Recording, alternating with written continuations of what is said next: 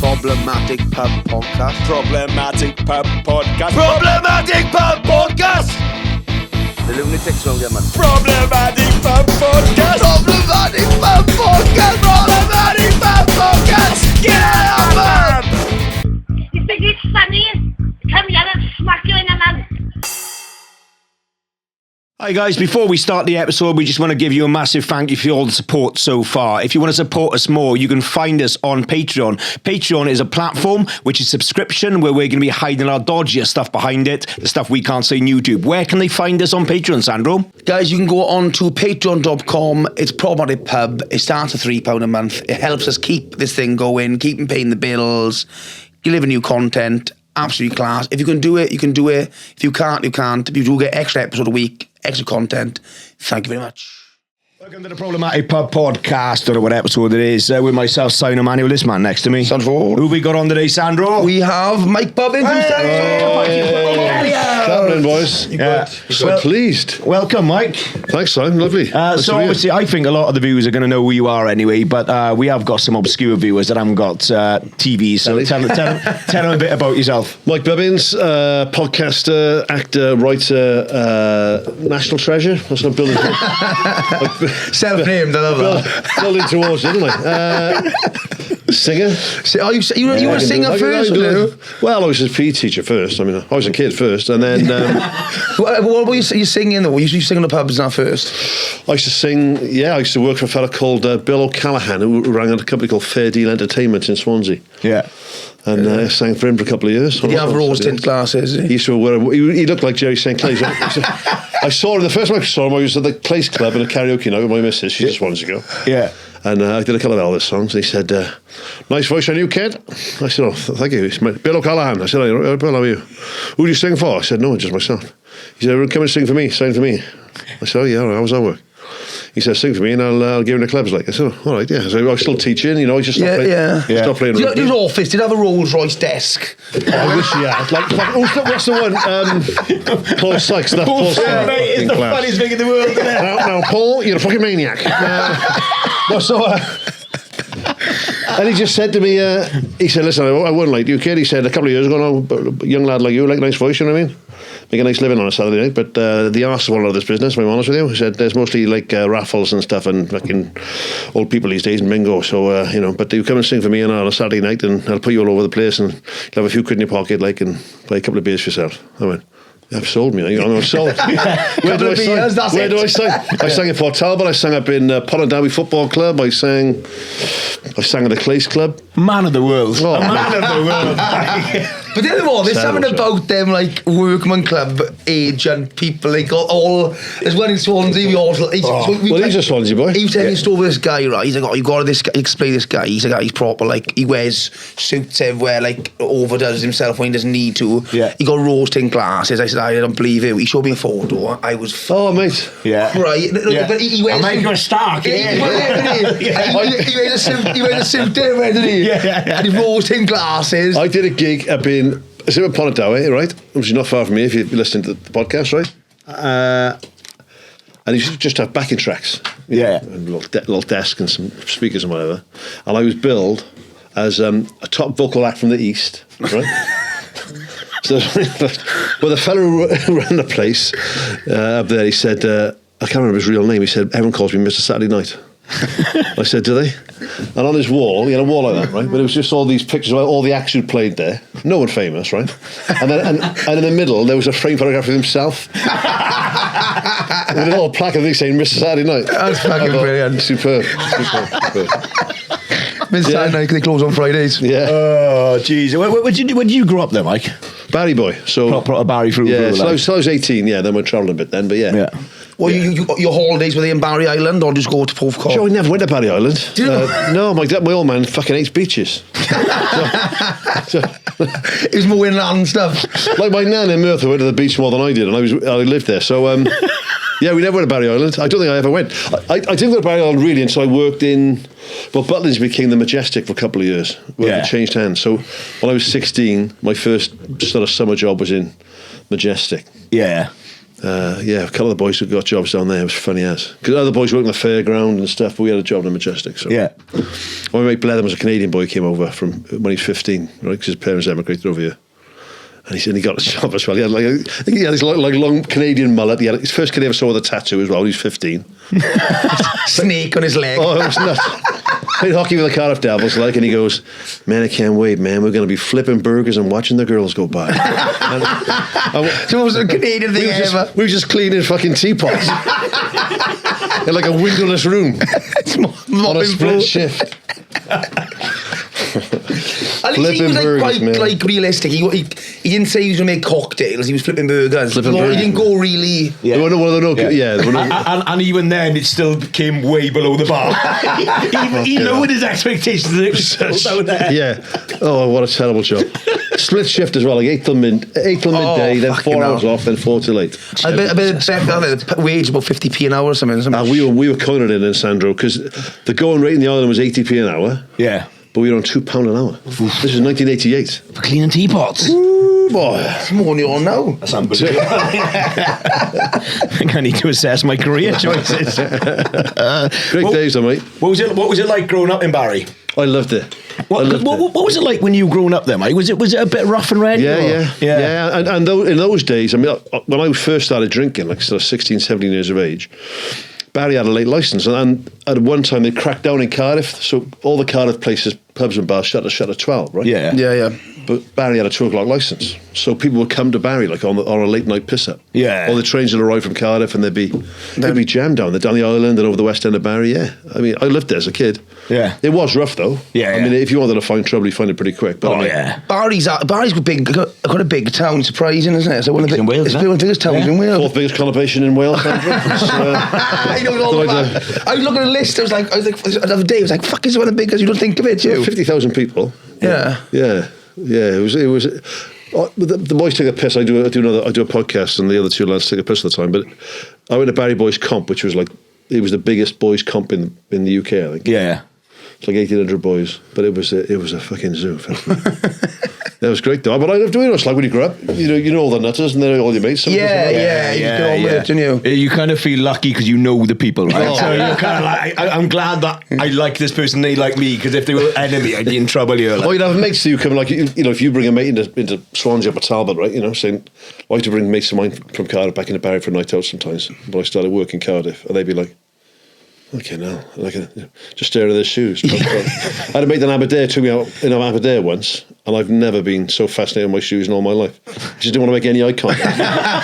It was like the angriest place I've ever been in my life. It was an incredible place. But the way you work with teens and that kind of thing now, it's mad the crossover of I found not to sort the years, and I had to go to court for a driving offence years ago now, and I'm in court.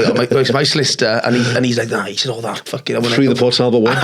I won't mention this guy's name, and he said, that guy over there, he's a fucking biggest scumbag in Butlins. He said, he's a waster. All of a sudden he went, the scumbag guy, Sandro, what's going on, boy? I'm like, fucking, I haven't got any papers, I can roll a joint. I'm like, yeah, I don't know him. But you get a bit of that now, probably. You see people like that in the street, like, oh my God, can't get me a bit of work with you on TV. You're like, mate, you're a fucking nutter. I don't really need to even. You get it. Well, it's like, isn't it? You go back to, part of me misses, because I moved away at 18 and did a bit of travelling, did a bit of whatever. I've always done loads of different jobs. Is you see your mates that you grew up with, that were your mates when you're 15, 16, 17, 18, whatever, right? They'll be in the same pubs, man. They haven't left. Yeah, you know what I mean? They'll be in the same pub, drinking the same beer with the same people, telling the same stories. Yeah. And half of you thinks, that's pretty fucking tragic. The other half of you thinks, that's fucking great because... you know what I mean? In the pub. No pressure. Yeah. Just telling the same old stories to your same old mates. Fucking magic. Yeah. Imagine not having the pressure of wanting to better yourself. Well, brilliant. Bloody lovely. I'll just do last week's stories again. I think really we should live 2 lives. You have one life, you're just in the pub, you don't go anywhere, and then you get reborn, you got to do something. Why? You knew you were going to the piss for 80 years, and then you're going to come back. 80 years in the piss is fucking ambitious. Can live to 95 on the piss every day. Sign me up. Sign me up. But you wouldn't stick to the contract. I know that with you. You'd be reincarnated after the 80 years in the piss. You'd be reincarnated. I don't and then think they catch you in the pub. Right. So what, we live in your best We have a life? deal, mate. We'll do something. It's like, oh, I crossed the road. Get him in, God. We like you're the same. Like we like. There's not many comedians now. Comedians dropped off for the pub. The pub. See, like you like a drink, don't you? Oh, fuck, I love a drink. Yeah. Like, and it's mad. There's so many comedians now who just don't drink. I just love having a pint. It's do you know what? People, it's gone so serious. Like, Yeah. Some people come to open a club now and like some have a drink. In the green room with their notes on, and we're just having a pint. Like, come on, man. Yeah. It's called the problematic pub. Have a pint, like. Because people, I think, are worried about making a prick of themselves, right? Yeah. And I just think, while I've had a beer, I talk a bit more than I normally do. I'll giggle more than I normally do. I'll take a piss a bit more than I normally do. But I don't become a fucking tosser. I'm just a pissed version of me. Yeah. I think people are worried about letting a guard down. But some people are dicks. And being a real dick. yeah, But they'll be a dick when they're sober. But they hide it when they're sober. Yeah. But it's quite that thing with the pubs now. It's like it's mad how much people are not. It's not part of people's lives anymore. Yeah, it's weird, isn't it? My boy doesn't drink. My boy's 16. Yeah, they played rugby today. You know, and I used to say, whenever we go to the pub after the game, because the coaches go, then the adults. So, do you want to give you a pint? No, you're right, Dad. Like, what? And I got a pub in my house, something like so. Yeah. So I built a pub in my house, built a pub in my last house, and his mates, like 8 boys, came over New Year's Eve. Lovely, because I got a pool table there and a dartboard and everything. They're 16 years of age. I said, "Hey, boys want a beer?" No, you're right, Dad. He's angry. He's like, What? what's going on? Well, I don't get it. That's how Epstein's Island started, Mike.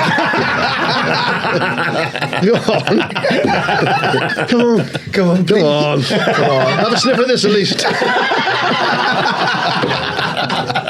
What is my beer got a cork straw in it? My old man, like I used to. I talk about that, like, we got to go away and stuff, and like, we were like 12 or 13, whatever, and he go, don't try some beer, and like, it's a change culture now, isn't it? Yeah. Doesn't happen, does it? Do you know what my old man did? He used to drink in the Garibaldi in Swansea, right? And I was maybe 15, and he said, it's time for your first pint now, boy. So he fucking put a pint, it was a pint of Worthing Sons as well. Which is fucking weird. Oh, no. Yeah, put that in front of me. But then the landlord had seen it, so he came over, and he's like, I can't have him drinking near the lights and stuff like that. My dad goes, oh, no worries, I'll drink. So my dad put it by him, and my dad waited for me. Like, I went for a piss in the toilet, and he came in the toilet with the pint. He goes, down it quickly. Down it Worthing. Cock in one hand, pint in the other. I was going to do a seagull. You see seagulls like that? Open your mouth.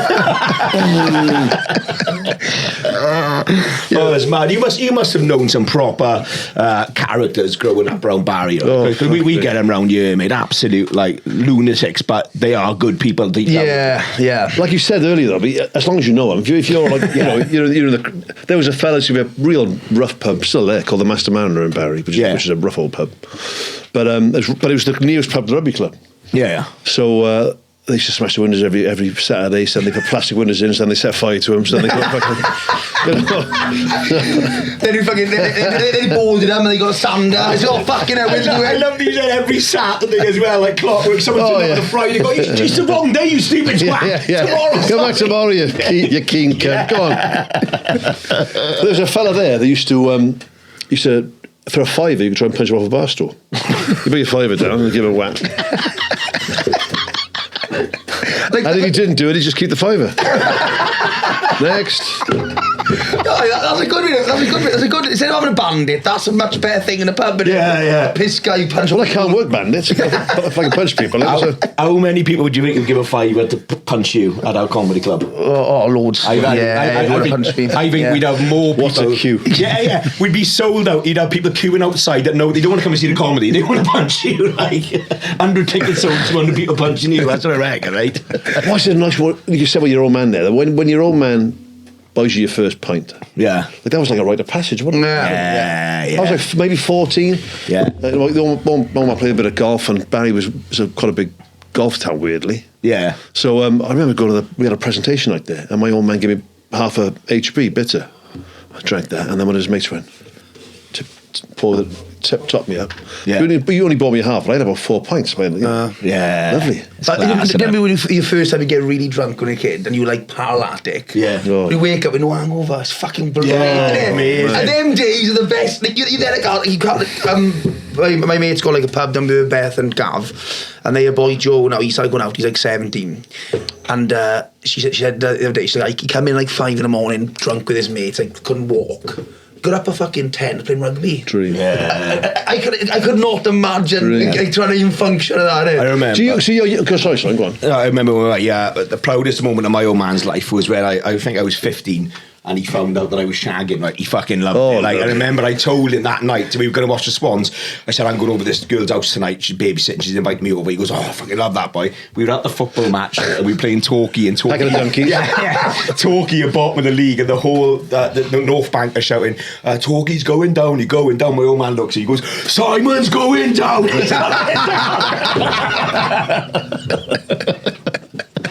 Fucking brilliant. What were you going to say there, Mike? I can't remember. It's gone. I was going to say is about being older. You see, what are you, Sandro? I'm 31. Oh, youngster, see. Yeah, 40. Fucking lovely. When you get to 50, Yeah. the worst thing about a hangover now is it's fucking psychological. Like, I never throw up. Like, I never used to throw up after booze. Yeah. I don't throw up on the night. I used to get a hangover, you get headaches and all that shit. But you can deal with all that. But it's psychological now. And then people told me, I said, bollocks, you turn 50. If I go on the piss now, right, and I still love going on the piss is the problem. Yeah. For the next 2 days, I absolutely hate myself. Yeah. It's just all psychological. Yeah. You wake up and go, you fucking fat, you just went to space. You got fucking wife and kids, you sad twat. Oh, jeez, what are you doing with your life? Give your head a fucking shake. For 2 days, monologue in your head like that. And then after that, you're like, I'm back. Yeah. I love Roll on Wednesday, you think to yourself. all the things you've got going on. You've got the successful sitcom, and I think they're going to remake it in America and stuff. And even that's not enough when you're like, what are you doing? You Fat waste. You have one night on it. Where's your choice of place if you have a drink? Do you have a drink in the house or do you go out and about? So on a Sunday night, the boys come over quite often with the little Sunday night club. So I got the bar in the house. But I like pubs. It is a pub, Yeah. but it's not a pub. So where I am, I like old school boozers. There's a place called Black Lion. It's a bit rough and ready. I really like that. No carpet, no crisps. None of that bollocks. Oh, you had a great story. So I met a mate of mine yesterday, a friend of a friend. I got friendly with the bloke who delivers the Asda shopping, right? I'm not saying posh these days. You know always a call, mate, because in the weekdays we don't do fuck all. You have a chat to the house about it. I was in the airport going to Belfast about 2 years ago, and this bloke in a blazer with some mates had a chat. He said, hey, Mike, how you doing? I said, hey, man, how you doing? I thought, how did I know this dude? Rugby, because he's got a blazer on, had a badge. I was thinking, I can't work it out. And then it transpired, 15 minutes later, oh, he delivers fucking Asda groceries to my... I have a chat with him. He's the Asda delivery driver, right? So he's on the way to some reunion in Belfast with all his mates. He's Northern Irish. So then yesterday I'm in the pub after the rugby, and he wasn't there because he was hungover like a fuck apparently. So all his Belfast mates were there. So I'm on the piss with not on the piss. I just a couple of pints of Guinness. But great lads. Invited me over to Belfast in September, and they said, and they listen to Mammoth, which is weird. They watch Mammoth, but they were like, they're all a bit older. Like they were all, I suppose, in their 60s. Like, you don't drink all that, man. No, I don't know. You be the youngster. They haven't stopped. I stopped. Yeah. And it's the Irish blood as well. There's a pub, one of the locals, he said, we'll take you to this local that you'd love it, because Mammoth would love it. I said, what is it? He said, I can't remember the name of the place now. He said, but the landlord refuses to serve soft drinks in halves. Just doesn't do it. He said, we took our mate there. He said, I'll have a pint of Guinness and a Coke, please. He went, fuck off. Fuck off. Just gave him 2 pints of Guinness. He said, I'm drunk. He says, leave it then. Leave it then. I'm not serving you Coke. No Coke, no lemonade, no halves. What a way to make sure a pub survives serving people drinks they didn't ask for. Yeah. I like that. Like, you forget, it's your pub. If it's up to you, if you want to serve them Coke, fuck it. You can't do that with a cut. You can fuck I don't like food in pub. I'm quite old school. I like food in pub. I like pork scratchings. I like peanuts. I like scampi flavoured fries. Yeah. It's fine. It was sit down for a fucking meal. When I was in Oslo working for, there's a guy called Troy, maddest guy. His pub was called the Dirty Cow, named after his ex-wife. Right, that's the kind of guy you're dealing with. And I remember a Norwegian guy came in and asked for a dry martini, and Troy just goes, "This is not a gay bar." Ow! And kicked him out. I like a dry martini personally. Yeah, it's what's your thoughts about cocktails now? I love a cocktail. When you're having a holiday, or you wouldn't have it in a pub, would you? It depends on the pub. We've got like a theme night now and again in the bar in my place. So I do a cocktail called it's called a Bloody Caesar. Yeah. Which is a Canadian drink, so I've discovered over there, which sounds rank. Yeah. But is really nice. So Did you say this is your own place? yes, in the bar I just. Well, you're having theme nights in your own house. For you. Well, you got a blazer. He serves himself and goes round and goes, don't mind if I do. Everyone else coming, I haven't asked them. But hey, vodka. Yeah. Stuff called Clamato, you can't get it in this country, or very rarely. Yeah.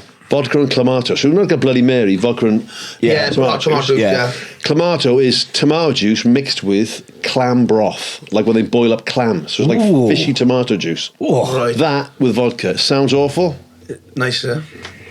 Amazing. Do you like a Bloody Mary there? Love a Bloody Mary. It's a great hangover. That's what Rags always drinks, doesn't he? Yeah. In the airport. You ever had a With big a hangover. You ever had Yeah. a Big Mac drink? What's It's that? Jim and Sons with pickle juice.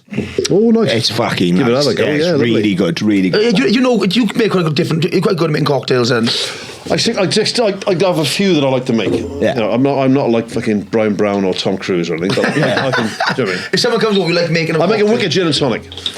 So which I think, well, that's a fucking One of the cocktail. hardest drinks to make. Well, it's easy to get it wrong though, isn't it? Are you? Go on then, fucker. How do you make a gin and tonic? I probably start with a tonic with a slow pour. Right, go on. So I got a metal stick and I pour. There you go. Come on. Down.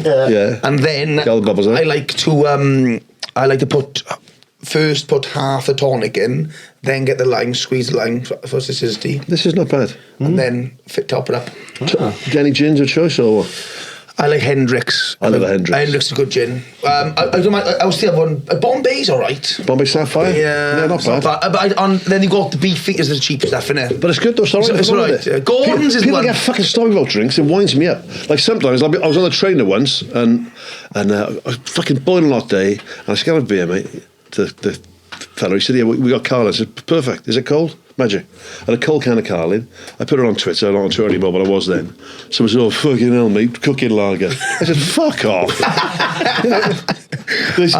But it's mass produced for a reason. It tastes quite nice. It's all right, yeah. It's I'm all right, not a big fan of it. No, but it does the Better job. than nothing, isn't it? Yeah, it's better than It's no like a fucking lager. train. The options are cold Carlin or fuck all. What are you going for? Yeah, What yeah. would you go for a Carlin or a Carlsberg? If it's like the proper imported Carlsberg, I'll have an imported Yeah. Carlsberg. As long as it's cold. Lager's got to be cold. What's your go-to lager? Well, I was going to sound like a fanny now. But Peach Jubel. Ever tried that? Yes, Am I wrong? I tried the other day in that. Oh, motto, yeah. It's nice strength on it. It's really drinkable. It's got a little tiny hint of peach. Yeah. Just takes the edge of it, but it's not sickly or not sweet. And you can it's just a lovely drink, man. That cold on a summer day is Yeah, that's class. a good lager. I like the Spanish. Do you like Castrella? Yeah, I like all the... I All like, Spanish stuff, yeah. yeah, Spanish stuff. and the Italian stuff like a Moretti. Moretti. I don't mind the tart. I prefer the Spanish stuff though. I do. Yeah. I like it Worthingtons. I don't know why. He likes spunky Worthingtons. Do you like the Worthies? No, you do like. I don't mind. That's my wife's favourite drink. She just wants to go, so Yeah. maybe that was a thing. Maybe she fucked me dead. Oh, my dad thought he was going to fucking end up drinking in the toilet. I had a teacher, one of the teachers at Base Mammoth, right, saying about, when you drink it when you're underage. We played in Llanelli once for the school. And I always had like sideburns like the Elvis, so I looked a bit older than I was. So I was like 17 years of age. We played in Stradley Park. We sat down in the bar in Stradley Park, all trying to get a beer. They're fucking not serving us, right? It's a school game, right? So I thought, I'll have a go. So I got the bar. I said, "Excuse me, I'll have 2 pints. I'll have 2 pints of bitter, please." She's like, "How old are you?" I said, 18. "Got any ID?" "No, I don't. I never get asked." She's like, "I need some ID." I was like, "Oh, fuck it." So this teacher looks over. He said, "What's the matter, Bubs?" I said, "I'm trying to get 2 beers." He said, "I'll vouch for him. He's 18. I thought, fucking magic. I said, "Cheers." So whatever it was, £2.40 for 2 pints then, right? Sat back like a fucking king of the castle. I sat down like that, put the beers down. He walked over, right, and just went, "You're too young to drink."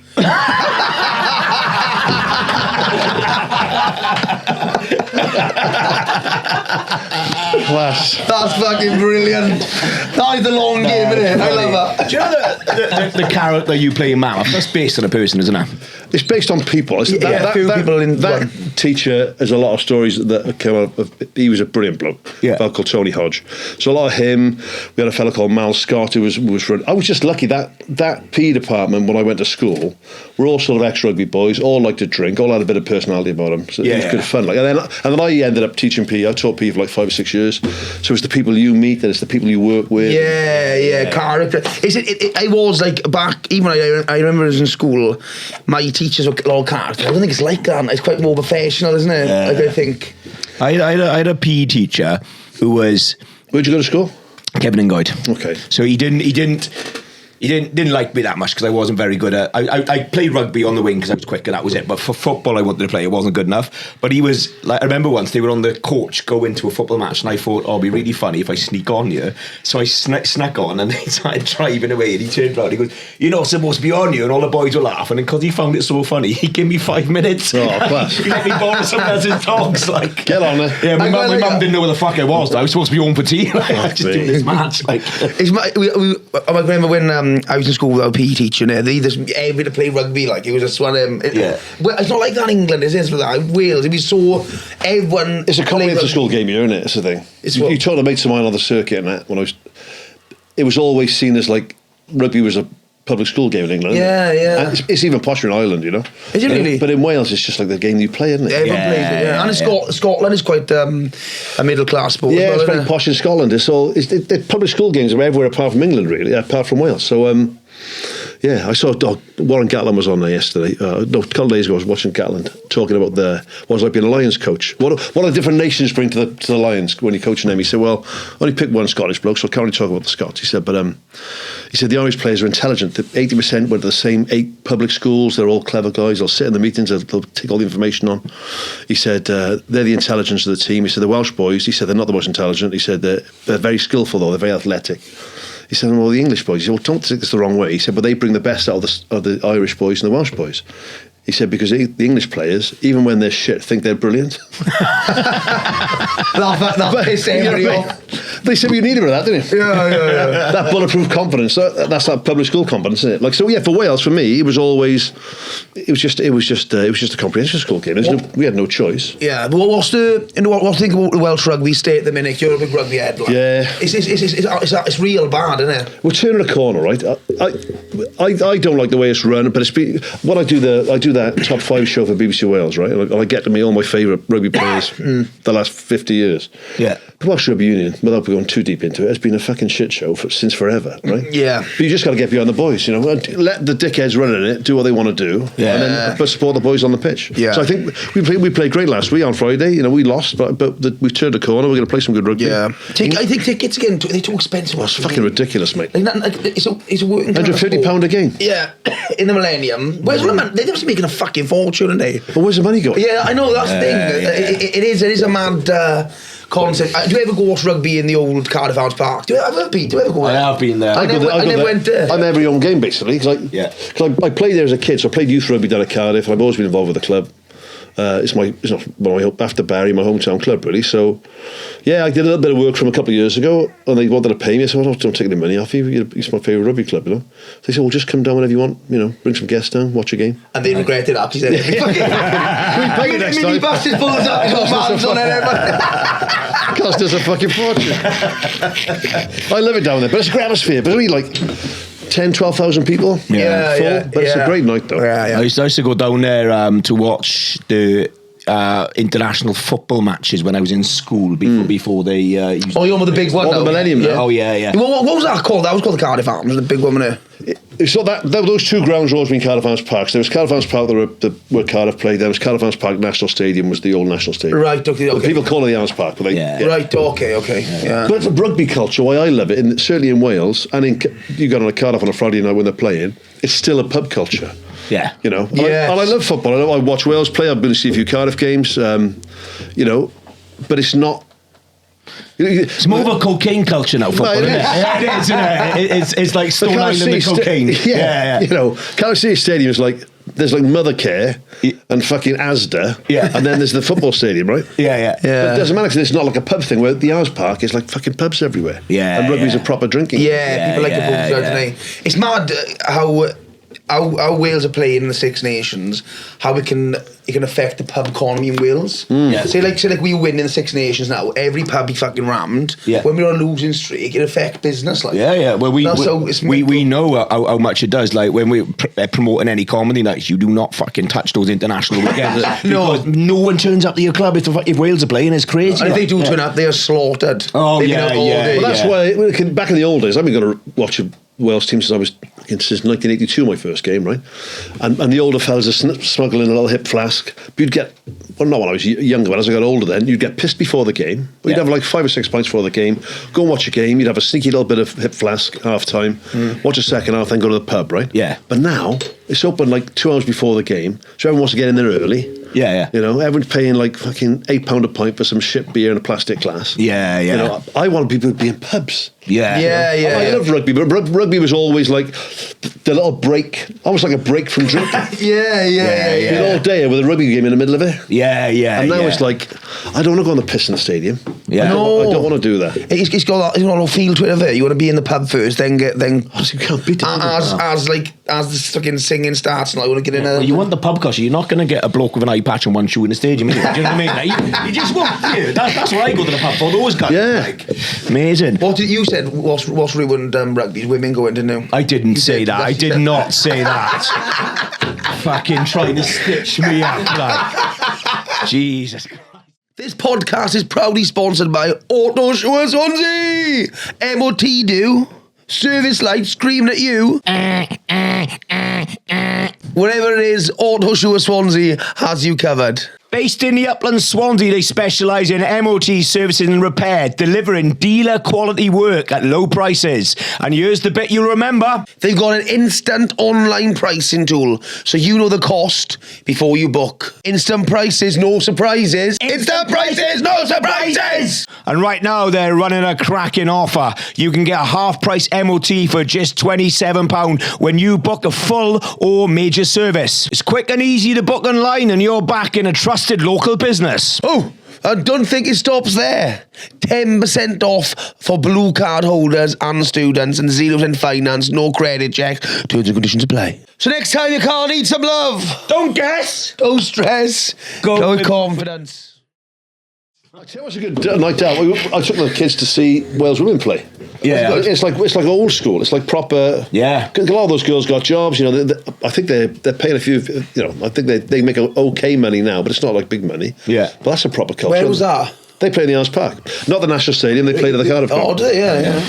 Well, a mate of mine was involved in women's football in Norway for a long time, and he said that the feeling he got with that was like proper grassroots, and he said I love all that. They weren't getting paid that much, but they were playing for the passion. Yeah, that's why I love it. A game like It's mad, you know, going back years ago, rugby, they fill them stadiums and haven't got paid. It's mad, isn't it? Yeah. Oh, fucking hell. For 100 years. Yeah, if you're filling like Cardiff Arms Park, 80,000 and no one got paid. Yeah, that's wild. It's fucking mad, isn't it? Yeah. They'd go to work the next day, like. Yeah, it's mad. Do you reckon you could ever go back to teaching now? I love it. I love teaching. Yeah. You obviously you see my stand-up, have you? Have you been talking to someone? What's going on? I loved it. I miss. That's why I coach my boys' rugby team. I miss the actual PE bit of it. Yeah. I don't miss a lot of the bollocks. I got like ADHD, I'm sure I have. You know, I can't focus for like between 9 and 4 p.m. I can't do it. Yeah. So I don't miss the 8 to 5 days, and I don't miss Paperwork and all the that shit paperwork. was- And I don't miss having to fucking go to staff meetings and nod your head and look and believe. You know, Yeah. I don't miss all that. I miss having a whistle on, a pair of shorts on a nice sunny day, and do a bit of cricket, a bit of football, but you know, I miss all that. Yeah.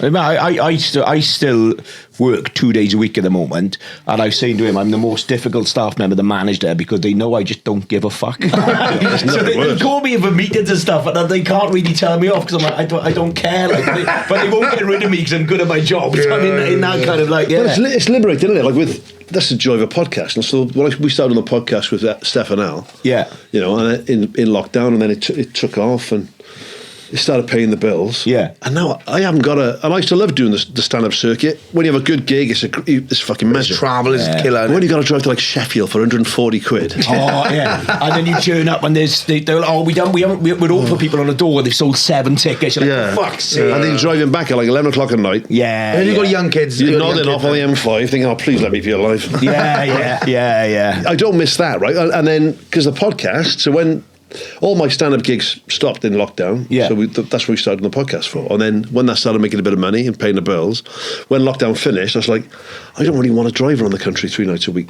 Yeah. To gigs I don't want to play in, particularly, right? Yeah. I can afford now, and I'm not a materialistic bloke. I got my car and my house.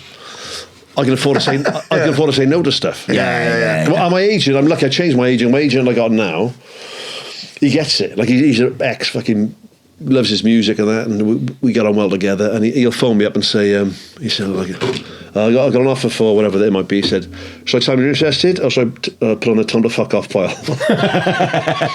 And they wanted to tell him to fuck off pile before, because I had to say fucking yes to everything. Yeah. Because I'm working class, I got to pay the fucking bills. But also, you're on a point now where, like, and we've done a good few gigs like this where you just do your own thing and people come to see you. Beautiful, then, mate. What a change! Oh my god! Because they're already invested. They like you and they want to fucking have a good night. Yeah, absolutely. They're not thinking they're going to make me laugh. They're funny fucker. Yeah. It is. And then people, they laugh when we get on stage. Well, what did we last week at we launched our Swansea club last week. I saw that, mate. We knew it was going to be a good night because we literally came out, said hello, and they laughed, and we were like, "All right, you fucking go." You know what I mean? Like, it's a lovely the worst thing. when you go back, I done a circuit gig the other day, and you're doing it, and like, fucking hell, and it's like, well, this is what a normal audience is like. Yeah, it's not nice. Spoils you, man. Yeah, it does. Nice. Yeah. I was in Colchester or something. I want to say everything went well, and I was like, oh, it didn't. Yeah. Because you missed the fucking. I did it up in bloody. I did the Laughter House up in Liverpool, and I fucking messaged him, and I said, I think I fucking died there, and I came off, and I said to the guy, I said, I wasn't fucking good, and they were like, oh, it was all right for this room. You go, that's what happens in this room, and I'm like, I'm definitely spoiled. It does, mate. Like, yeah, we do the live show with a pod and that, and I do gigs with my name on it now, which is lovely, right? Yeah. But then I did a corporate the other day, and I never do them for this reason. I thought I want to try some new material. Yeah, and the money's nice as well. Oh. Yeah, the money was. That's what it always is, isn't it? I'm not doing corporates. Oh, this much. All right, I will do it. I'll say to Andy, I'll say, mate, tell them it's this much. They'll say that's too expensive, and then I won't feel bad about it. And they're like, and they say, you'll phone back and say, they say that's fine. Oh, fuck it. Yeah. Oh, God. I hate that when you try to outprice someone that you agree to it, you're like, fuck. Yeah, and you can't say no then, can you? No. And if you've grown up like, I grew up in she's a little place in Barry, dad grafted, mum grafted, my sister was a grafter, I was a grafter, left school, fucked my A-levels up, no A-levels. You haven't got a luxury. I'm not slagging people off, but there's a lot of comics, it's almost like interns, right? Why there's so many fucking posh people in politics? Because working class people can't afford to go to London for fuck all and live there for 3 or 4 years. Yeah. Right? You are right. The only people who can do that, I've got parents that can bankroll it. Yeah. And a lot of comedy now, and I'm not knocking it, all right, is because, people can go to London and spend 3 or 4 years on the comedy circuit in London. Yeah.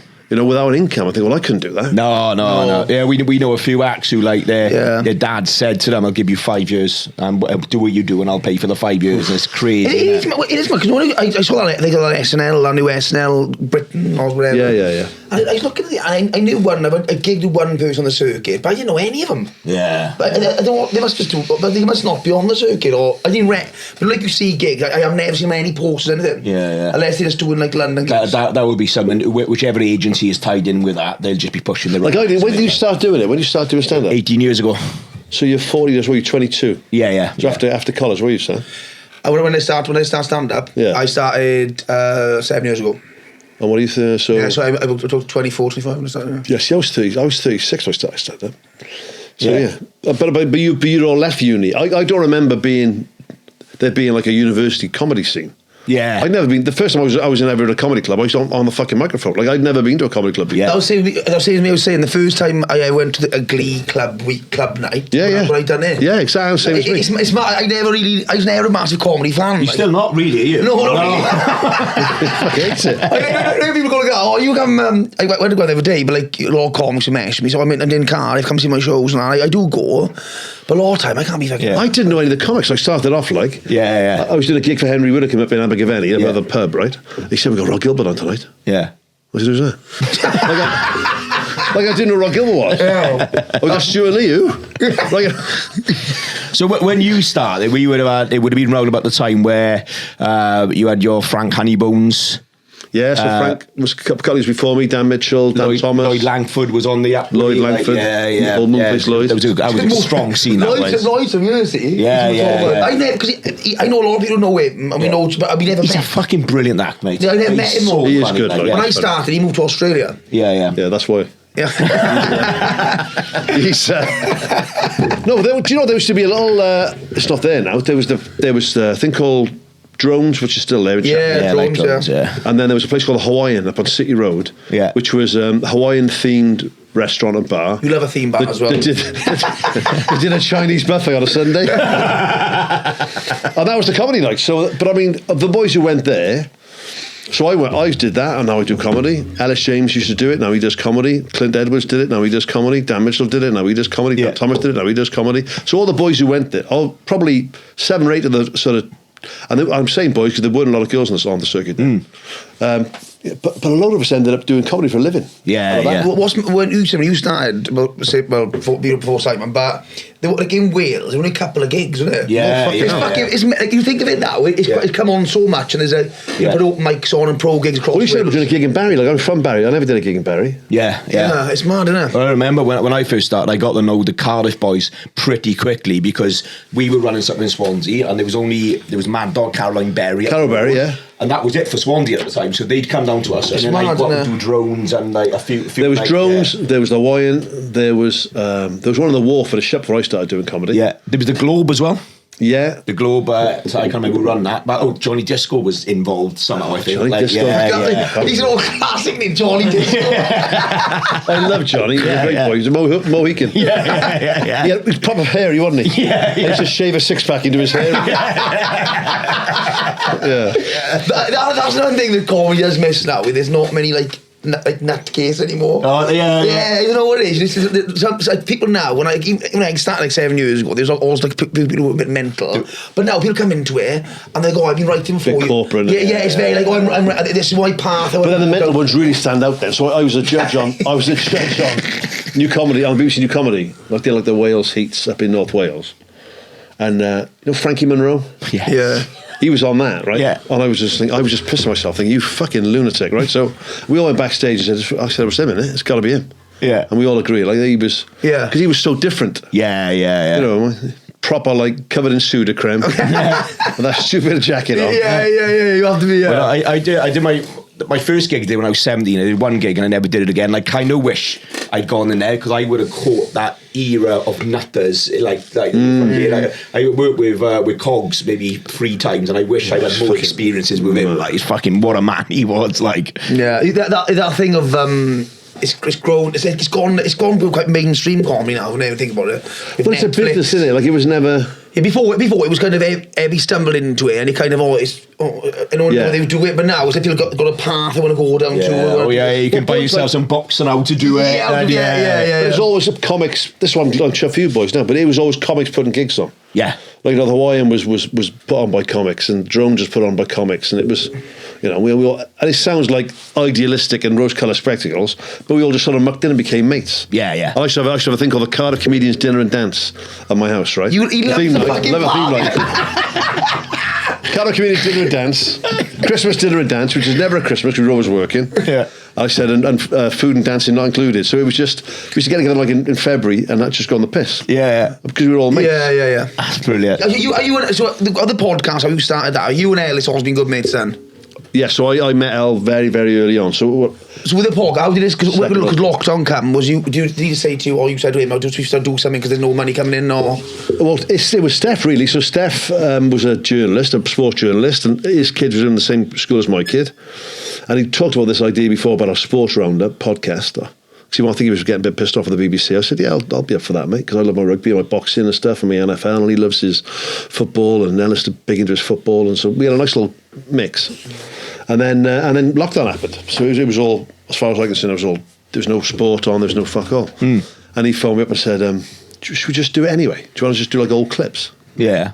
I said, yeah, man, I was going to nut. There's literally fuck else. Yeah. You know, so Yeah, so we started doing that. It was Stefan's idea, and Alice jumped in with it, and we started doing it. And it was quite sporty at first. It ran for like an hour, and then it just went off in tangents. Yeah. You're still doing Zoom. Do you ever think about doing a studio or all the logistics? You can't do because Ellis lives in London, doesn't he? It kind of works though, as it is, doesn't it? Does Do you know what I mean? work, yeah. It does. Well, funny enough, I can tell you here now. So we're going to try. I think next month. We're going to rent some studio space and try it for the first time. This is lovely, mate. This would be perfect. So because you can rent this if you want, mate. we did a spin-off on BT Sport called Down the Clubhouse, which is like a TV version of the pod. And we fucking loved it. It was great. We had an animator come in to animate clips for us and stuff. And class. And then BT basically sold out to ESPN or whatever happened. And we just did one series, but we loved it. So, but we'd never met. People think we make this. We'd never met. Steph Ellis and I, the first time we ever got in a room together was our first ever live gig. Wow. Like in the Hackney Empire with 800 people on a live show. That's insane. We'd never met before. Wow. Like what? I'd met Stefan, and Stefan had met Al, and I'd met Al, but the three of us had never met. Yeah. So that was, normally when I meet other comedians, there's 7 people in. Do you know what I mean? Like 800 people. that was Steph's first ever gig. I said, mate, he'd never done anything before. I said, his first ever gig was 800 people in London and the West End. So how do you do the first one in how do you do in Wales? Is that... So we did. We're doing. Where did you? Where was one? You done a live show in Hackney. You done the Cardiff New Theatre. We did 4 nights in New Theatre. Yeah. We sold the bar. I mean, they drank the bar dry the first because we sound like because it's a social distance sports bar. That's the same as that one. Wherever we go, we break all the records, drinking like. we went in the New Theatre and we said, "Listen, I'm not being funny. Get some beers." Yeah. They drank the bar dry in Hackney at the Hackney Empire, right? So first night in the New Theatre, they drank the bar dry in the interval, right? Yeah. So the next night we're in the Richard Burton suite downstairs, and it's just full of beer barrels because they had to buy a lot more beer in. They drank the bar dry again. It's fucking magic. It's good, isn't it? Yeah. It's good leverage when you book it again. And well, it's nice to say to him, hold on, hang on a minute. Now, we don't, you make 10 grand on the bar. Like. We did a live podcast in Paul James's place, the Neath Rugby Club, and 200 people in, and he did a stupid amount on the bar. We done one in Gorsign, and it's like a workman's hall. It was all 450. Yeah. Our first live shows, and if you open for like 80 years or something, and we broke the record of the bar. They live it. You broke the record. It's proper like old school. They sell like chitties now, whatever. I said, you broke the bar last night, boys. We're packing down. So brilliant. So you are. There's your bill for your beer. Like you fucking charged my beer. Just fucking broke the record. It was only £80. Well, we did the arena. Like we did at the end of. We did a theatre tour, and then we thought, fuck it, come on, let's be Johnny Big Bollocks and book Cardiff Arena, right? 6,000 people. So we booked it out, sold it out, which is lovely. And I thought, I was counting the fucking cash. I'm thinking, Jesus. You counting seats? 6,000 people. 6,000 people. I said, Kelly, fucking on, but we're in the money here. Yeah. So then, but I didn't realise, because I don't fuck out about business, that we had to pay for not just the stage, the lighting, the screens, fucking sound, security, the bar staff, the this, the that. So we had guests on. We made sure the guests were sorted out and stuff. And just saying. So at the end of it, I think we grossed. I think it was £89,000, right? Yeah. For a night. I thought, fucking right on, 30 grand each. You're not looking at holidays. 30 grand each, boys. One night. Expenses, 86,000, right? Yeah. I thought, what the fuck? So we cleared 3 grand before tax. Between 3 of us. I said, all of our guests got paid 4 times what I got paid. Cheeky bastards. I didn't think I'm over the bill then. I'm paying this beer. Fucking hell. Fucking hell, man. I should have just paid the fucking driver more than I got paid. It's mad how it's so expensive, isn't it? Oh, mate, it's a fucking racket. When you go to arenas, you think, they're charging 50 quid a ticket. They probably go, Yeah. Well, that's one of the reasons why we decided to do our own things in the workmen's clubs, because we could keep all the money. But I will say, we had an issue in Cardiff with a few venues. We ended up doing the tram shed, and we also had to pay the higher fee for that. But when we were there, I was like, I can see why we paid that higher fee. It was fucking everything. Oh, it's proper. That's why I got my tour now, and that's where we book. Like you obviously got to give a big percentage of theatres and stuff, and it's just easier. Yeah, you can make more money doing like alternative venues. Then if you do an hour on stage, you want to turn up and the fucking sound's not there, or you want to turn up and everything's fucking proper, don't you? 100%. Like, where are you going on tour altogether? Oh fuck, I don't know. I come on a podcast to plug my tour? So Andy, my agent phoned the other day, said, hey, Bubbs, you sold out the first night in... it's the first gig sold out already, so it was Cardiff New Theatre. I said, oh, magic, okay. They want to put another night on. I said, brilliant. Give me all the details. I said, he said, listen, if you can do something, online. I said, I'll leave it to me, mate. And I thought I was like, turned a new page in my life, right? So on the train up London last week, and I did like a prick. I never do stuff in public. I'm recording on the train, doing this bit for Instagram, I stick it on Facebook, then I'll send them a file, stick this on TikTok, all about the extra gig. And I was proper chuffed with myself. I phoned him up and said, what do you think? Have you seen it? He said, yeah, brilliant, mate, well done. I said, yeah. He said, do you want to do another one? Just tell him where it is and when it is. I said, oh, yeah. So... Fucking brilliant. Yeah. We can carve New Theatre again. 2 dates to him. 2 dates, New Theatre. I'm doing loads. I'm doing other ones in Wales. Where else are you doing in Wales? I don't know. I'll have a look at them. Have a look now, Sandro. Come on. Llandudno. Oh, that'd be a nice one. Llandudno is a big room, mind. Aberystwyth. Yeah. Art Centre. Yeah, that'd be nice. Fair play. You know all these, Mike. What else have we done? That's what I'm doing. The Palladium. I'm doing London Palladium. Oh, that's big, mate. I'm doing Dublin for the first time. Yeah, nice. I'm doing up in Scotland. Well, are you doing Dublin or doing Belfast as well? I've done Belfast twice for the pod, but I'm doing just Dublin this time. Belfast's a fucking brilliant place. Yeah, we going over there now next year. Dublin. If you get on MikeBubbins.com. Yeah. It'll all be on there. Liverpool, Sheffield, Newcastle. Oh, Sheffield, Newcastle. Liverpool, Sheffield, London, Newcastle, Edinburgh. Chester, London, Edinburgh, Birmingham, Brighton, Cambridge, Norwich, Llandudno, Cardiff, Ipswich, Southampton, Exeter, Swindon, Bristol, Dublin, and Glasgow, and Salford, and Nottingham.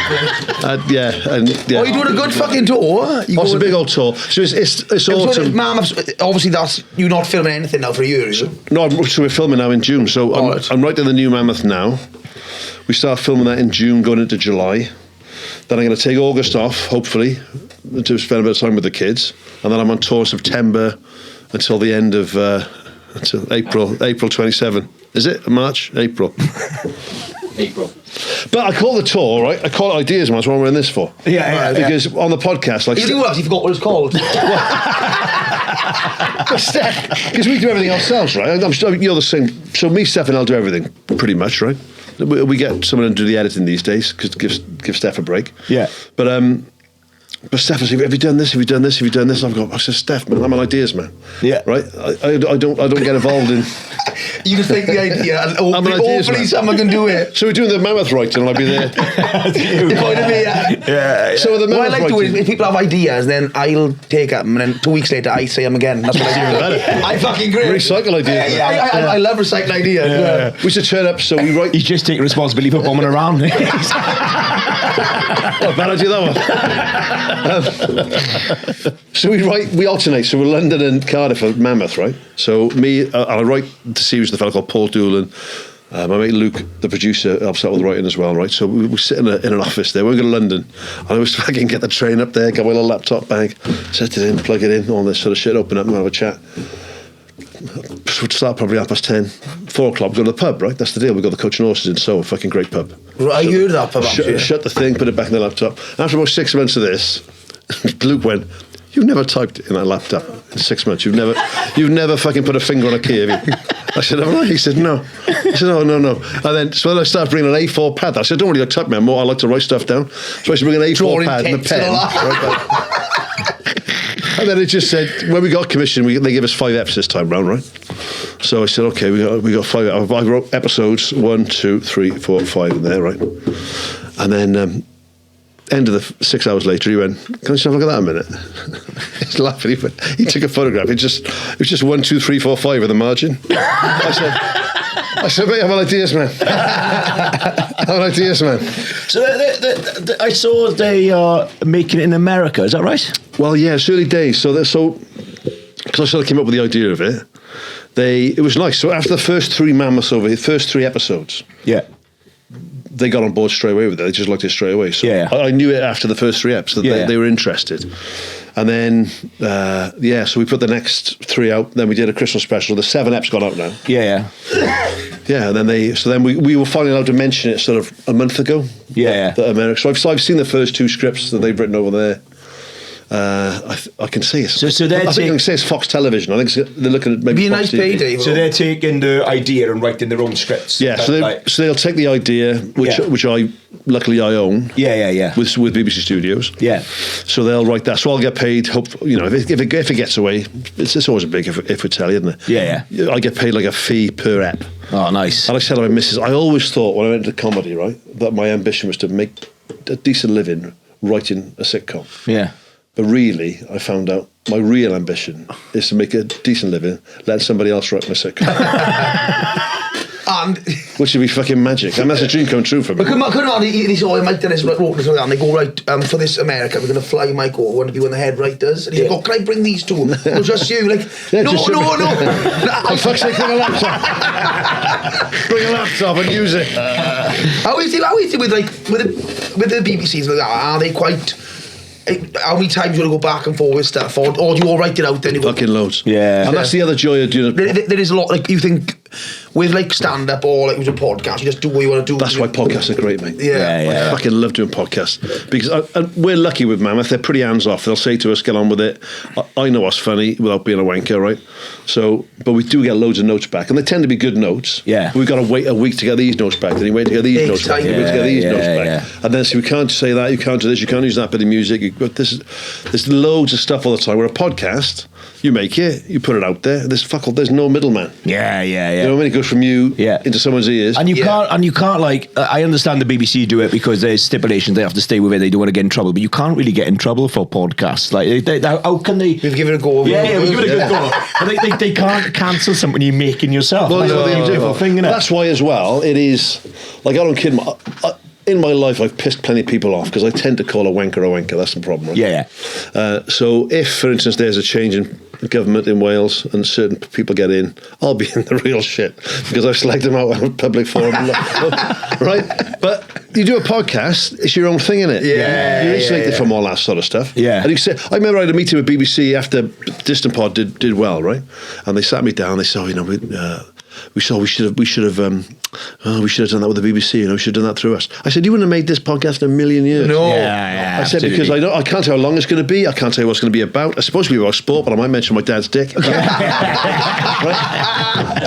It is like, people say, like, what's your podcast structure? And we haven't really got it. Same as you guys, you know it's about sport, but... They like how they don't like it. Yeah. And it is funny that they'll say that after they see the views as well, isn't it? Yeah. Yeah. Well, do you know, I went to Steph and I said I'd meet with BBC. They gutted. They said they wished that we'd gone to them with this idea. He went, I did go to them with this idea. Well, I was still at the BBC and they told me basically to fuck off. Yeah.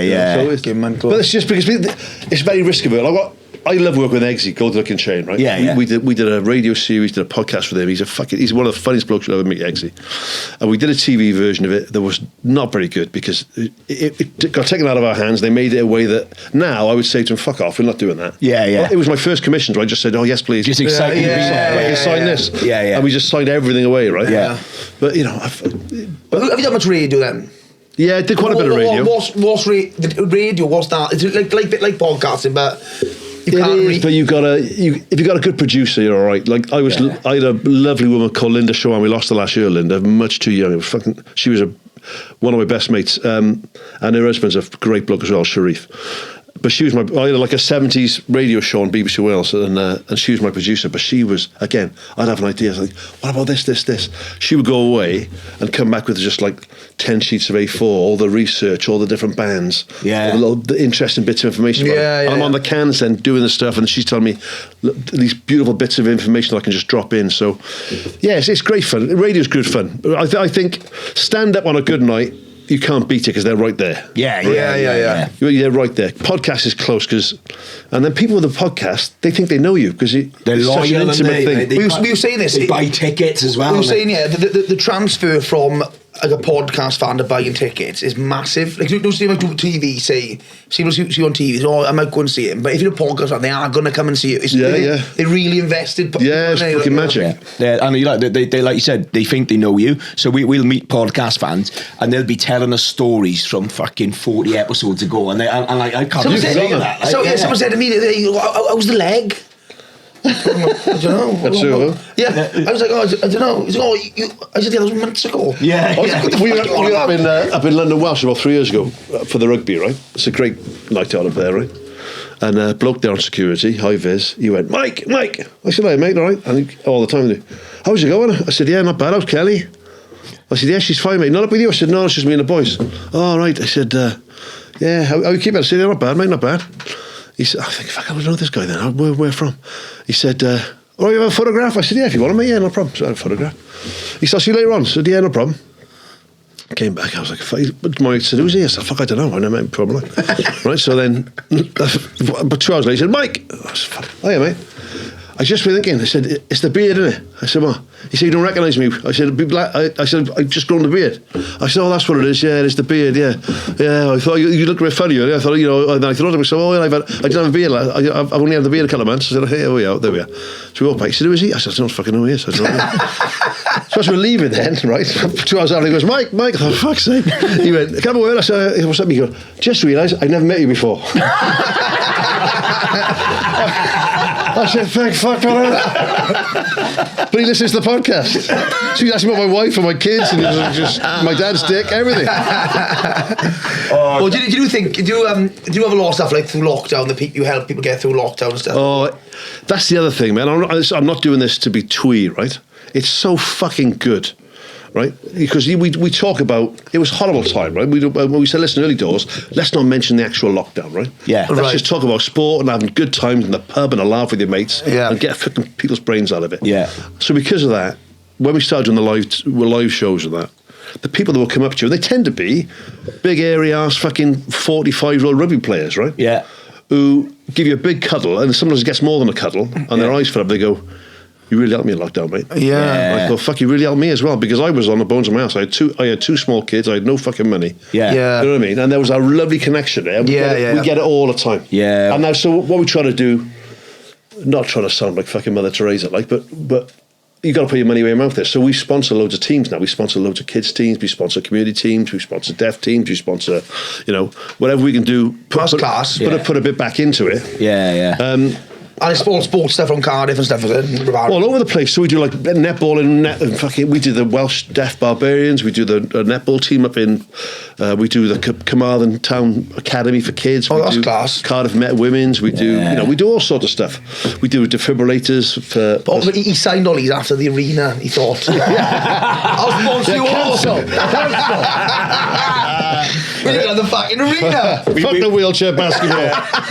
We get a lot of at our live shows. We get a lot of people who will come and say like, you don't know how much you help my anxiety. I didn't leave the house, and like I watched the lovely, podcast, mate. and I've come to see it now. It's crazy. Yeah, it is, but we just kind of just say, you sad cunt.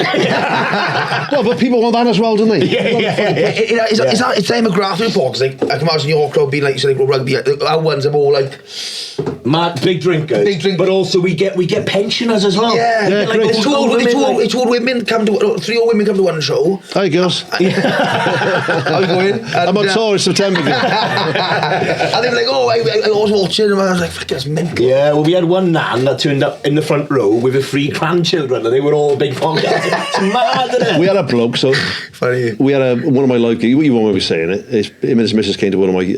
I did like a Q&A gig. Yeah, but you get a lot of the pod crowd into that as well. They come to see your stand-up now, which is lovely.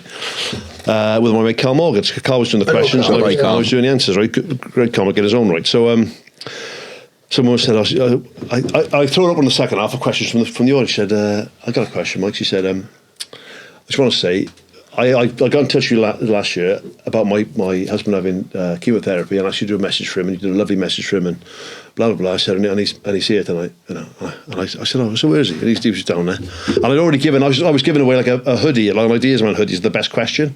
I said to the fella, listen, I'm not being funny. he's got to get the hoodie. I said, you know, he's come through. He's had a brain tumour. So I come on stage. So we had a little cuddle. Okay, I gave him the top. You want to sit back down again? And I said, do me a favour though. If you do die before Christmas, can I have it back? Right. Because you don't want people fucking pushing around you. It could have been worse, or if it was dark. You go, oh, nice to meet you, mate. You don't trim it as a fucking urn.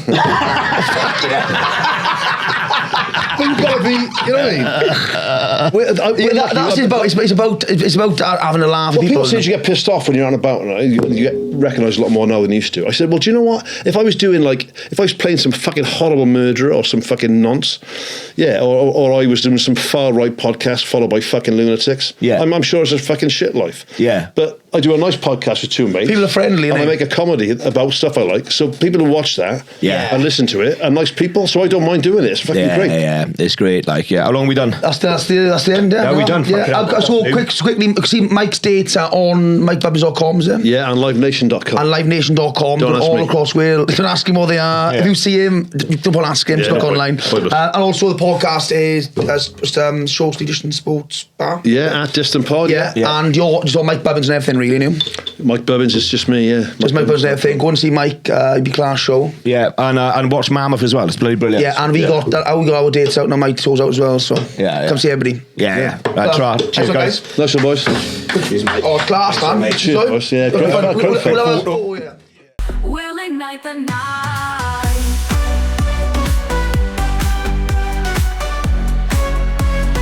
We'll ignite the night.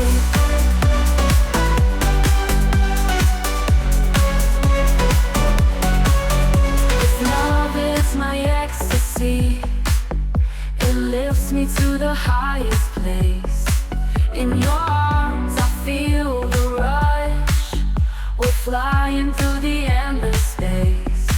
This love is my ecstasy, a fire that's burning wild and free. In every beat, in every breath, you're the only one I need. Close your eyes, let's escape into the sky above. So free, nothing but the rhythm of our love. We soar beyond.